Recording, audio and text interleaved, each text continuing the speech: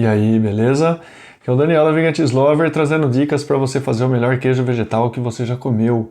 E essa conversa aqui, ela é fruto de várias questões que eu recebo em relação aos queijos vegetais. Se existe a possibilidade de eles ficarem parecidos com o leite animal, com o queijo feito a partir do leite animal, né? Se fica igual, se não fica, onde que está a semelhança. Tem bastante gente que quer fazer um queijo vegetal, mas que pelo menos lembre um queijo tradicional, né? Então eu acho que essa conversa aqui ela vai ser interessante para elucidar esses pontos aí e a gente perceber até onde que é possível a gente chegar com o queijo vegetal dentro dessa questão da proximidade com um queijo tradicional, né? Então eu acho que o primeiro questionamento que a gente precisa fazer é o que é ser parecido com um queijo tradicional, né? Só lembrar de longe assim já vale ou não, ou é o ponto de você levar um queijo vegetal para um grupo de não veganos e eles comerem e passar batido que aquilo é um queijo vegetal, isso é ser parecido com um queijo tradicional, né? Então essas questões a gente precisa conversar um pouco. E depois eu vou contar sobre esse queijo vegetal aqui, tá? O que acontece com ele. Eu acabei de provar um pedaço dele, é um que está maturando, né, há 5 meses. E depois eu conto um pouco mais sobre ele, porque antes disso eu preciso dar um certo contexto da coisa. A gente precisa ter aí alguns parâmetros já bem entendidos para responder essa pergunta. Porque se você tem um queijo vegetal e leva para um grupo de não veganos, vamos dizer assim, né, como já aconteceu comigo, levar para colegas que não são veganos, eles vão experimentar. E eu já tive esse tipo de resposta, falar, nossa, isso aqui tá muito bom. Tá muito bom e assim, eu sei que é vegano porque eu sei que tá colocando para eu provar, mas isso daqui tá excelente, né? Esse é um tipo de resposta que eu já ouvi bastante. Tá?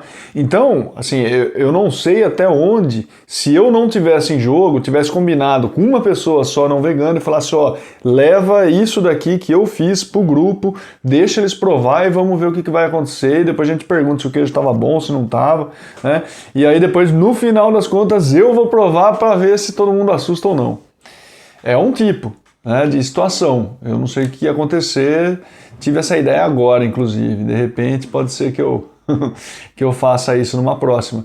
Mas o fato é que quando a gente fala de queijo tradicional, a diversidade ela é muito grande, né? É claro que, assim, pelo menos vou falar por mim isso, tá? Na época que eu comia queijo, e isso daí já faz, sei lá, 15 anos, pelo menos, né? Passou de 15 anos que eu comi o último pedaço de queijo, mas nessa época que eu comia queijo, assim, eu não tinha, primeiro, tanto interesse com diversidade de queijo, essa gourmetização da coisa, né? Eu não tinha essa, mesmo porque naquela época nem estava tão na moda, né, a questão mais artesanal, esses produtos mais elaborados e tal. Então o que tinha era aquilo do supermercado, né, que eu consumia tal, e sim, nem era o grande ponto da minha alimentação, né, não era uma coisa que eu era fanático, lógico que gostava quando está em cima da pizza, derretendo no hambúrguer e tal, obviamente. Mas não era essa questão pela diversidade, pela coisa feita com excelência, né, esse tipo de coisa. Mas hoje em dia, eu acho que essa ideia ela já está um pouco mais disseminada. E se a gente for ver, são mais de 1.200 tipos diferentes de queijo tradicional que tem registro no mundo, né? Com essa informação, imagina só a diversidade que tem. Então, é possível você levar um queijo vegano para alguém provar que não seja vegano e dizer, viu, isso daqui é um queijo, experimenta aí. A pessoa vai experimentar e vai falar, nossa, é diferente, né? Que tipo que é isso daí, ou alguma coisa assim. É possível chegar nesse ponto, né? Se a pessoa não souber que você é vegano, é possível. tá? Já digo de antemão que é muito possível e eu vou desenrolar essa história, como que é possível a gente chegar num queijo vegano, um queijo vegetal, que seja tal e qual, né, ou muito próximo, ou que possa ser até confundido como um tipo de queijo tradicional que a pessoa que provou ainda não tinha experimentado na vida e vai falar, nossa, que interessante, é um queijo que eu nunca tinha experimentado. Né? Eu acho que isso é bem possível. Tá? E esse daqui, eu acho que ele atende esse tipo de situação, atende a essa situação. E depois eu falo mais dele. Mas então, para os queijos vegetais, né, a situação ela é semelhante. A gente tem também uma diversidade muito grande em termos de possibilidade de produção, tá? Em termos de ingredientes que a gente pode usar, em termos de técnicas que a gente pode se utilizar. Então tem uma diversidade muito grande. Eu acho que não foi ainda, ninguém parou para catalogar quantos queijos vegetais diferentes é possível a gente fazer hoje em dia, mas a diversidade é muito grande. É só a gente pensar os grupos de ingredientes que é possível a gente utilizar para fazer um queijo vegetal, as diferentes combinações de ingredientes que é possível de fazer, né? Porque imagina só, em relação ao queijo tradicional, que eu falei por aí mais de 1.200 tipos, nós estamos falando de 5 animais que dão leite para fazer esses queijos, né? E aí alguns eles são feitos de combinações desses 5 diferentes tipos. Agora, se a gente parar para pensar só em relação a castanha, só em relação a leguminosas, só em relação a raízes, né, em relação a cereais, olha só a diversidade que a gente pode compor o grupo dos queijos vegetais. Mas, claro, aí já deve ter batido uma questão na sua cabeça. Mas por exemplo, o queijo de batata nunca vai ser igual, nem parecido, nem chegar perto. Então, pode ser que não, né? Em vários aspectos, mas em outros, alguns, ou pelo menos um aspecto, pode ser que ele faça a vez de um queijo tradicional, né? E o próprio queijo de batata, não existe um queijo de batata. Tá? Existe a batata ser a base para diferentes queijos vegetais. Esse é um ponto que precisa ficar claro, porque nesse quesito em especial, né, a batata, o que acontece? Surgiu uma possibilidade de fazer, né, uma receita que contava com batata, polvilho, sal, limão e pronto. Isso daí ia ser um queijo vegetal, né?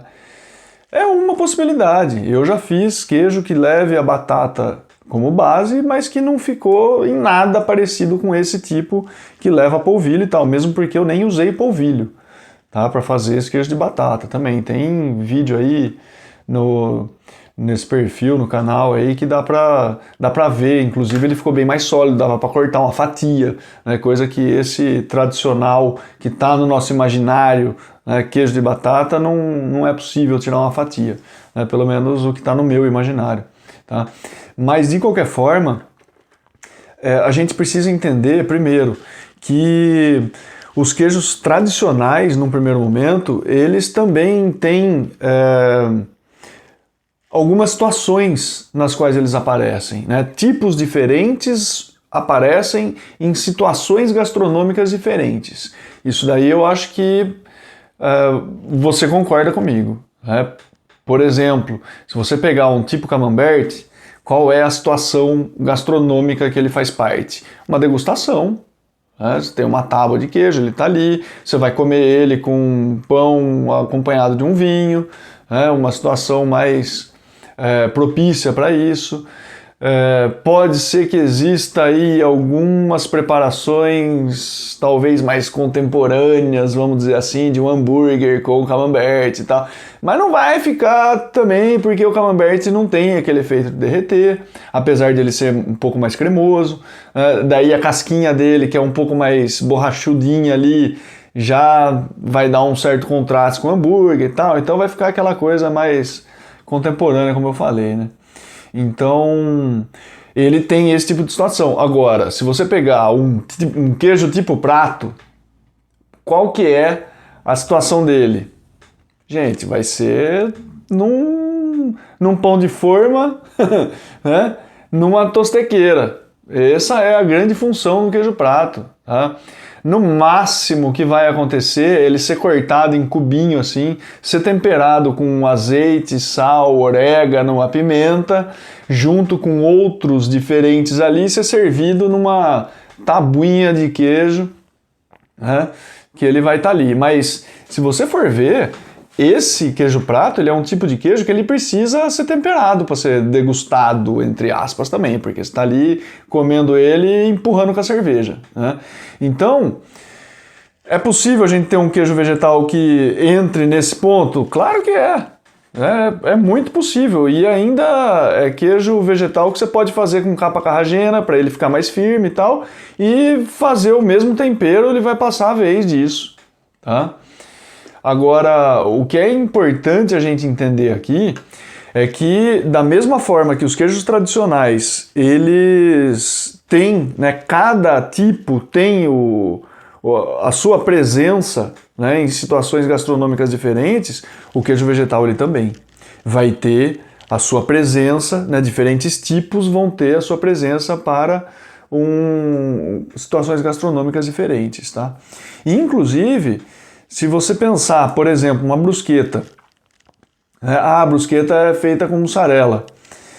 Tudo bem, mas qual é a mussarela que vai para a brusqueta? É aquela peça de mussarela fatiada que você compra em qualquer supermercado aí, que é dos mais consumidos no Brasil, por exemplo? Não, né? Já é uma peça um pouco diferenciada da mussarela. E da mesma forma, a versão vegetal. A gente vai fazer uma mussarela voltada para essa finalidade de ir para a brusqueta, tá? Que vai ser diferente daquela mussarela de ir para a pizza, por exemplo. Então, percebam que primeiro a gente tem essa questão da diversidade e das ocasiões, tá? Agora, depois, para a gente pensar um queijo vegetal, então, que chegue próximo de um queijo tradicional. Você fala, não, mas eu quero saber de textura e sabor, tá? Maravilha.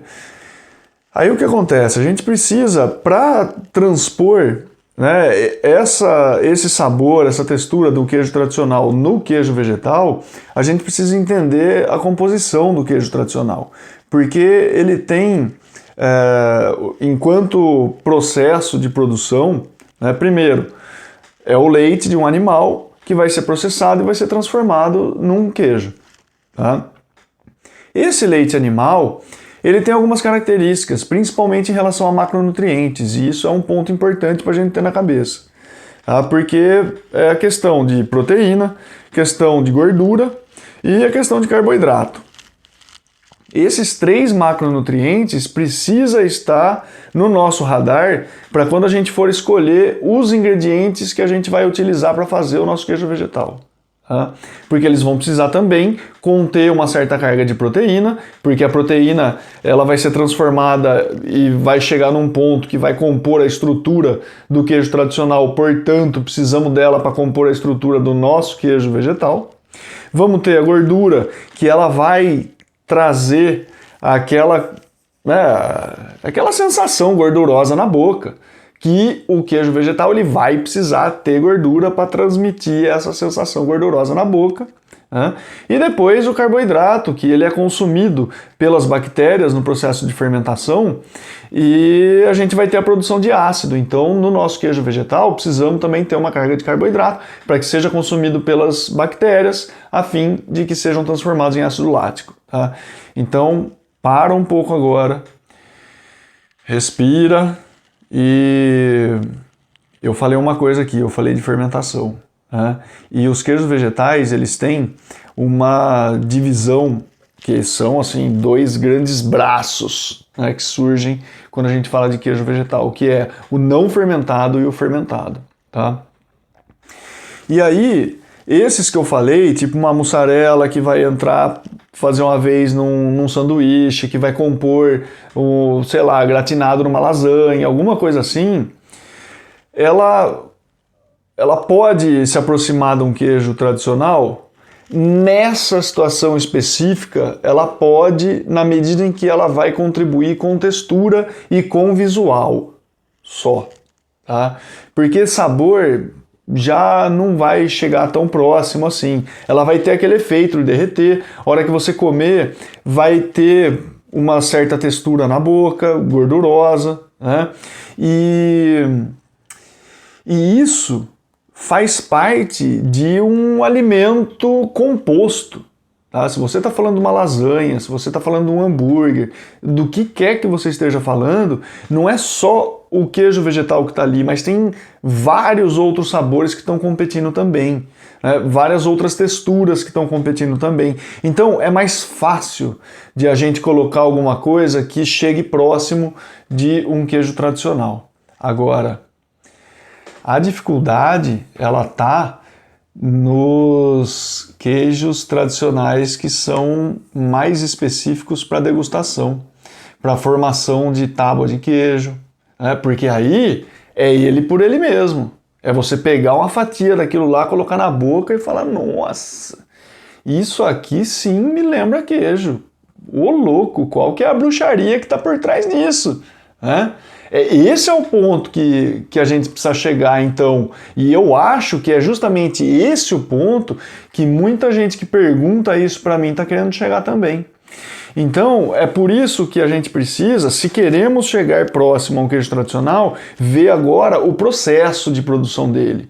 Porque o processo de produção de um queijo tradicional vai, assim, a síntese da suma da sinopse do resumo é coagulação do leite, fermentação desse coagulado e maturação dessa massa até se transformar num queijo. Isso aí. Podemos fazer isso com um queijo vegetal? Claro que podemos, tá? E a gente pode usar tanto leite vegetal quanto uma massa que a gente vai produzir, tá? As duas versões vão ser passíveis de serem coaguladas. E o que vem a ser a coagulação, então, num primeiro momento? A coagulação, aí que a proteína, né, aquela carga proteica, ela é importante para a gente pensar, porque é a proteína que vai ser coagulada. Tá? Ou seja, a gente tem uma estrutura de vários aminoácidos que estão ligados ali, que é a proteína. Essas proteínas, elas vão se encontrar e formar uma rede. Esse é o processo de coagulação, de junção das proteínas. Tá? E uma vez que isso acontece, a estrutura do nosso queijo vegetal ela começa a ser formada. Então essa primeira fase de coagulação, ela acontece. Tá? E isso acontece juntamente com a fermentação. E por que isso? Porque quando a gente tem um meio ácido, as proteínas elas se coagulam bem melhor. Essa união de proteína acontece de uma forma muito mais efetiva. Então a gente precisa ter um meio ácido. E a fermentação, ela promove esse meio ácido. Tá? Ela vai promover através das bactérias, e agora eu vou juntar tudo ali, hein? As bactérias que vão consumir o carboidrato, vão produzir ácido lático, esse ácido vai diminuir o pH dessa massa, né, ou desse líquido, tá? E uma vez que o pH diminui, em outras palavras, a gente está deixando esse meio mais ácido. E aí o que vai acontecer? As proteínas vão se coagular, tá? Esse é o ponto, e a estrutura começa a se formar. Então, nesse momento aqui, a gente tem já uma fermentação acontecendo, porque se o queijo tradicional ele é fermentado e a gente quer alguma coisa que chegue perto de um queijo tradicional, a gente precisa fermentar.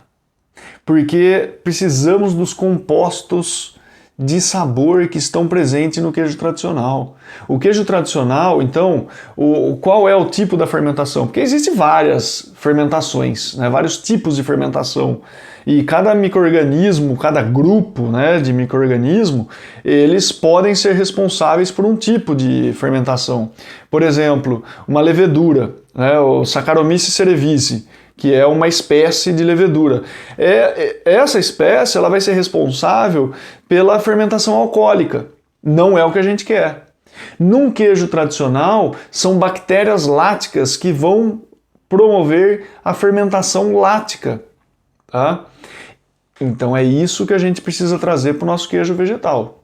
Tá? Se a gente conseguir trazer as bactérias láticas para fermentar a nossa massa vegetal, vai produzir ácido lático igual produz no queijo tradicional? Vai.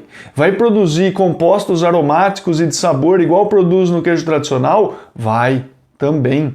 Tá? Assim, igual que eu digo, entre aspas, é muito parecido, né? Porque matrizes diferentes vão também fazer com que a bactéria ela se adapte àquele meio diferente, né? É a mesma coisa se você tem um carro, por exemplo, e você colocar 60 km por hora na estrada, no asfalto, ele vai de uma maneira. Se você colocar numa estrada de terra 60 km por hora no mesmo carro, ele vai também, mas ele vai de outro jeito, não é? Então percebam que a gente tem duas vias ali. E essa analogia eu queria fazer com você ter uma estrada que é o leite animal e outra estrada que é o leite vegetal ou uma massa vegetal. Tá? E o carro é a bactéria. Então vai ter, né, coisa diferente, mas vai levar do mesmo jeito e na mesma velocidade. Tá? Se é melhor ou pior, não interessa nesse momento. Não é isso que eu quero trazer aqui. A única coisa que eu quero trazer é que a gente precisa trazer essa tecnologia fermentativa, lática do queijo tradicional para a nossa matriz vegetal. Tá? E beleza, você falou aí bactéria lática, é isso mesmo? Então, qualquer bactéria lática que a gente colocar vai fazer acontecer? A princípio vai. Tá? E aí, quando a gente fala disso, tem dois caminhos também a seguir, porque tem um caminho de starters, né, que a gente pode construir em casa, produzir em casa, né, ou selecionar as bactérias em casa, tá? E isso daí vocês já devem ter ouvido falar do Rejuvelac. E o Rejuvelac, ele é um starter que está repleto de bactérias láticas. Tá? Só que a gente não sabe quais bactérias láticas estão lá, mas estão lá. Vão produzir ácido lático. Se você fizer um queijo vegetal, se você já fez um queijo vegetal que foi fermentado com Rejuvelac, deixa nos comentários aí para mim, então, qual que foi a percepção que você teve, quão gostoso ficou esse queijo vegetal, ele lembra, em alguma medida, o queijo tradicional ou não? Eu arrisco dizer que em alguma medida ele lembra, porque existe um denominador comum, a produção de ácido lático por bactérias láticas. Mas isso daí pode ficar ainda melhor, tá? Pode ficar ainda melhor porque se a gente pegar exatamente as bactérias que estão sendo utilizadas tradicionalmente na produção do queijo tradicional e trazer para o queijo vegetal, a gente pode surpreender ainda mais. Eu não sei se você já teve a curiosidade de saber, por exemplo, ou se já chegou essa informação para você, por exemplo, um queijo tipo parmesão, tá? Ele tem o sabor específico, ele tem a textura específica, ele tem, né, o que faz do parmesão ser o parmesão. E, inclusive uma maturação super longa, né? Estamos falando de mais de 1 ano que ele vai maturar, entre 1 e 3 anos. 1 ano é super jovem, 3 anos é o que normalmente acontece, né? Mas tem um micro-organismo ali em especial que ele dá o toque do parmesão, que é o Lactobacillus helveticus, tá? Então quer dizer que se eu fizer um queijo vegetal com Lactobacillus helveticus, ele vai virar um parmesão? Assim, pode ser que sim, tá? Pode ser que sim, não. Se você fizer tudo como deve ser feito, vai chegar em algo extremamente próximo de um parmesão. Tá? E isso, obviamente, vai envolver daí uma série de técnicas de maturação, né? Alguns estágios de maturação, ou seja, estamos falando aí de fases no plural para a maturação acontecer e chegar num nível desse, tá? Mas é possível. Ah, mas quem que já fez para eu comprar? Você não vai comprar. Não vai comprar porque, imagina o preço. Hoje em dia, a gente pagar de alguém que vai produzir um queijo vegetal com mais de 1 ano de maturação para vender, não vai. Ou você faz na sua casa ou não faz. E é o que eu estou falando. Isso daqui, ele tem 5 meses de idade e eu vou dizer uma coisa para você. Isso daqui não está pronto ainda. Tá? Eu só estou trazendo aqui, né, para você ver como que ele é. E, nossa, em relação ao aroma, tá sensacional. Né? Em relação à textura, ele ainda tá, né, um pouco macio. E por que ao longo de 5 meses, essa pode ser uma questão também, né? Você perguntar, fala, mas, 5 meses maturando e tá macio? Se eu tô maturando por 30 dias, ele já fica com uma casca um pouco mais dura, né? Pois é, você está usando uma técnica para maturar, eu estou usando outra técnica para maturar. Tá? Então, técnicas diferentes vão trazer resultados diferentes. E para isso daqui, até agora, eu tive 3 técnicas diferentes em maturação e vai ter uma 4ª, quando eu for finalizar ele. Tá? Então, assim, a coisa ela pode avançar para um nível tecnológico que a gente vai chegar sim, num ponto muito próximo de um queijo tradicional, quando não muito, o que eu estava falando no começo do vídeo, de você entregar isso daqui sem ter um vegano presente para alguém e falar, viu, experimenta esse queijo aqui, olha só, a pessoa vai experimentar e fala assim, nossa, é diferente. É diferente, mas, cara, é um queijo interessante. Imagino eu vou fazer esse teste ainda, tá? Mas isso daqui, como que foi feito então? É uma base de castanha de caju, é só castanha de caju, água, sal e culturas. Olha a simplicidade disso daqui. E a castanha de caju, ela tem aporte de proteína para chegar nessa estrutura aqui, ela tem aporte de gordura para ter aquela untuosidade na boca, ela tem quantidade de carboidrato para ser consumido pelas bactérias que estão aqui. Tá? E qual que foi a jogada para isso acontecer? Eu fermentei isso daqui, claro, né, não é fermentação selvagem, tá? Porque eu acho que a fermentação selvagem ela não entregaria esse resultado que eu tenho em mãos aqui e que vai ficar melhor ainda. Já está espetacular, mas vai ficar melhor ainda, tá? E por que a fermentação selvagem ela não entrega isso? Porque a gente não sabe quais são os tipos de bactérias láticas que estão lá. Tá? E quais são outras bactérias que também estão lá. Não sabemos. Nesse daqui, eu sei quem que está aqui, porque é uma cultura domesticada. Ou seja, eu comprei a bactéria que está aqui. Tá? Então, na primeira fase, nessa fase de fermentação, quem esteve em jogo aqui foi Lactococcus lactis lactis e Lactococcus lactis cremoris. Foi essa dupla, e essa é uma dupla clássica, tá? É aquela dupla que vai dar certo pra caramba. Isso aí, a imensa maioria dos queijos tradicionais começam com essa dupla, tá? E quando não muito, são feitos só com essas 2 bactérias. E já fiz também queijo vegetal só com essas 2 bactérias e dá muito certo isso. Tá? Mas eu coloquei também uma bactéria de maturação aqui. Eu tenho um outro grupo de bactérias que são as chamadas bactérias propiônicas. Essas são bactérias que transformam o ácido lático em outros compostos. Tá? As bactérias propiônicas, elas são muito utilizadas na produção de queijo tipo suíço, tá? Do Emmental, do Gouda, esses tipos aí, é essa bactéria que é utilizada. Inclusive as oleaduras, né, aqueles buracos que são formados ali, são formados porque essas bactérias elas produzem gás carbônico. Ah, mas aí você não tem né? Você cortou ele e não tem nenhum buraco. Realmente, não tem nenhum buraco. Se olhar bem perto aqui, assim, né, aqui embaixo, tem alguma coisinha, tá? Mas não chega nem perto do que são, de fato, as oleaduras de queijo tradicional. E por quê? Porque não tem caseína.